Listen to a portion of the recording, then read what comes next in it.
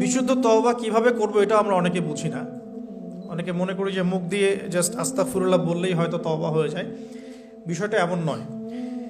বিশুদ্ধ তওবা হচ্ছে আপনি আল্লাহর দিকে পরিপূর্ণ অভিমুখী হবেন, রুজু করবেন, এর নাম হলো বিশুদ্ধ তওবা।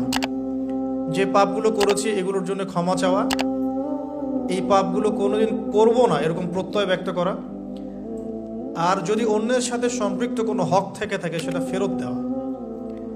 তো আমরা আজকে গিয়ে সুন্দর করে অজু করে 2 রাকাত নামাজ পড়তে পারি।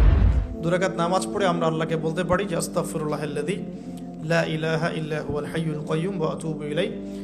আল্লাহ, আমি আমার জীবনের এই যে একটা বড় সময় তোমার থেকে দূরে ছিলাম, নামাজ কাজা হয়েছে, রোজা কাজা হয়ে গেছে, চোখের হেফাজত হয় নাই, জিনা হয়ে গেছে নাউযুবিল্লাহ, মাদকের সাথে সম্পৃক্ত ছিলাম নাউযুবিল্লাহ, আমরা মিউজিক্যাল ইনস্ট্রুমেন্ট প্লে করেছি, ইত্যাদি ইত্যাদি।